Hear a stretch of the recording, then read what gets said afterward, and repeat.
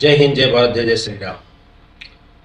दोस्तों, हमने पाकिस्तान की तो बैंड बहुत बजा ली, लेकिन आज हम लाए एक ऐसे मंदिर की कहानी आपके लिए जो राजस्थान में बहुत ही प्रसिद्ध है। खुद जाकर वहाँ पे शूट करके उसका इतिहास जान के आपके सामने रखूँगा, ताकि आप जो भी सनातन धर्म के लोग हैं वो उस मंदिर के दर्शन करने जाए तो उस मंदिर को इतना वो मंदिर क्यों पूजनीय है ये आपको पता होना चाहिए। राजस्थान में माउंट आबू से भी नज़दीक पड़ता है, रानीवाड़ा क्षेत्र से भी नज़दीक पड़ता है और भिनमाल से भी नज़दीक पड़ता है। यानी कि जो गुजरात से आते हैं वो पालनपुर होके भी आ सकते हैं, माउंट आबू भी होके आ सकते हैं। तो वैसे तो आज गूगल का ज़माना है, मैप में भी आप देख सकते हैं।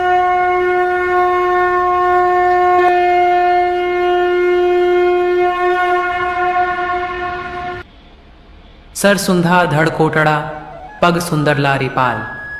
आप माता चामुंडा इसरी गले फूला रिमाल। इसका अर्थ है माँ का सिर सुंधा पर धड़कोटे तथा पग सुंदरला में पूजे जाते हैं। मरुभूमि राजस्थान का कोसों तक फैला रेत का सुनहरा समंदर अपनी अलग ही छटा बिखेरता है। इसी अरावली पर्वतमाला की श्रृंखला में जालोर जिले का ऐतिहासिक और पौराणिक सौगंध पर्वत स्थित है, जिसे सुंधा पहाड़ के रूप में जाना जाता है।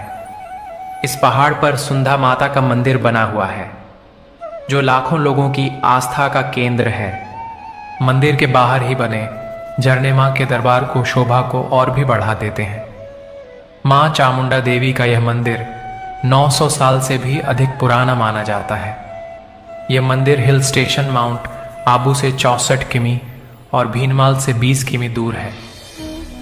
अरावली की पहाड़ियों में 1220 मीटर की ऊंचाई पर स्थित चामुंडा देवी का यह मंदिर भक्तों के लिए एक पवित्र धार्मिक स्थल है। गुजरात और राजस्थान के बहुत से पर्यटक इस मंदिर में दर्शन करने के लिए आते हैं। जैसलमेर के पीले बलुआ पत्थर से निर्मित यह मंदिर हर किसी को अपनी खूबसूरती से आकर्षित करता है। दोस्तों, माता जो पहाड़ों पर विराजमान है ना, उस मंदिर का कोई ना कोई इतिहास है।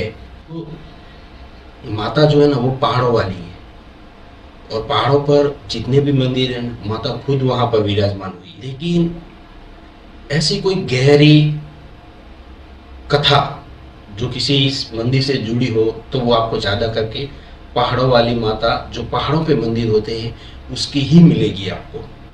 सुंधा पर्वत का पौराणिक एवं ऐतिहासिक दृष्टि से भी कम महत्व नहीं है। त्रिपुर राक्षस का वध करने के लिए आदिदेव की तपोभूमि यही मानी जाती है। इसके अलावा चामुंडा माता की मूर्ति के पास एक शिवलिंग स्थापित है, और वैदिक कर्मकांड को मानने वाले श्रीमाली ब्राह्मण समाज के उपमन्यु गोत्र के यह कुल देवता है, तथा यही नागिनी माता स्थित है जो इनकी कुल देवी है।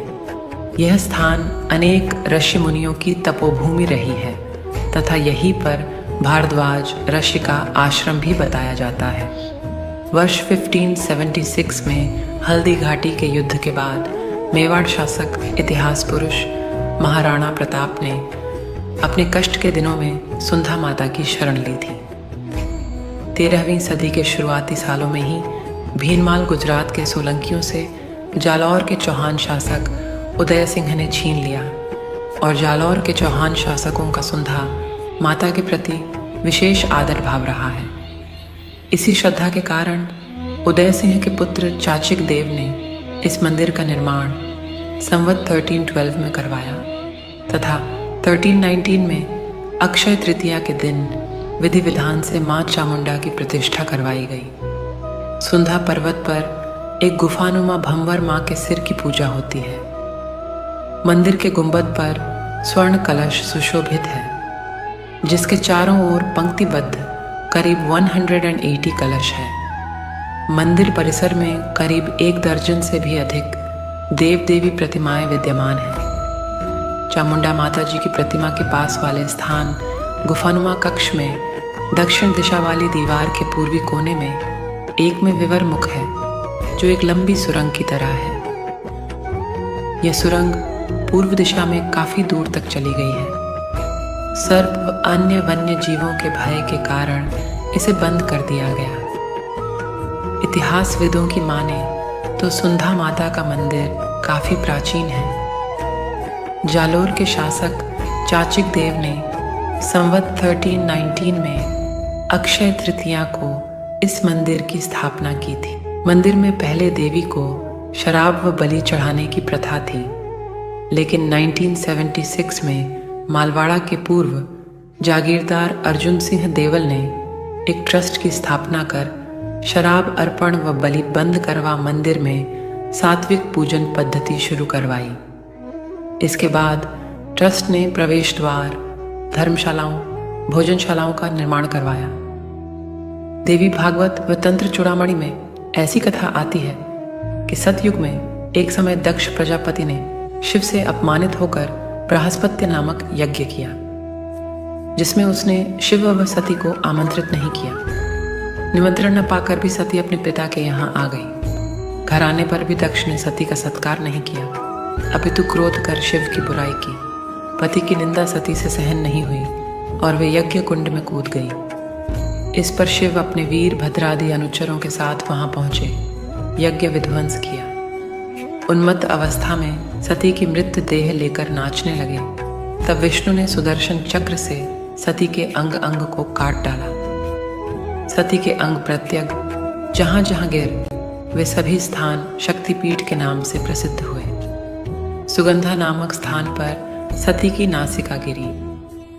यह पौराणिक कथा संभवतः देवी के मात्र सिर पूजने की प्रथा का मूल कारण रही हो। इस रोपवे को 20 दिसंबर 2006 को प्रारंभ किया गया।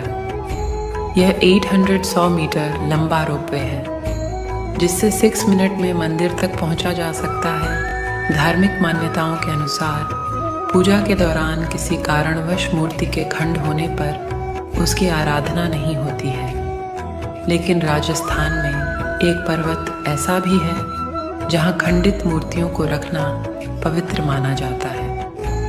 विभिन्न राज्यों से सुंधा माता के दर्शन के लिए आने वाले श्रद्धालु अपने साथ खंडित देवी मूर्तियां साथ लाते हैं। इन प्रतिमाओं को पहाड़ की शिलाओं के नीचे जहां उचित समझते हैं वहीं रखकर चले जाते हैं।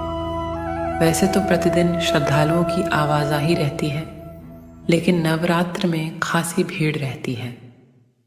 सुंधा माता के राजस्थान के अलावा गुजरात, महाराष्ट्र एवं मध्य प्रदेश से प्रतिवर्ष लाखों लोग यहाँ दर्शन के लिए आते हैं।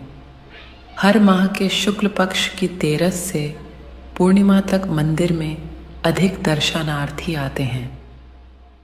तो दोस्तों, सुंधा माता के बारे में जानकर आपको बड़ी खुशी हुई होगी, और मैं आपको बता दूं कि यहाँ इस मंदिर में जाने के लिए जो सीढ़ियाँ हैं, रास्ता जो है वो धीरे धीरे चढ़ता है, एकदम से नहीं चढ़ता है। हालांकि थोड़ा लंबा है, और अगर आप आसानी से जाना चाहे तो यहाँ पर उड़न खटोला भी लगा हुआ है, जिसमें बैठकर भी आप जा सकते हैं।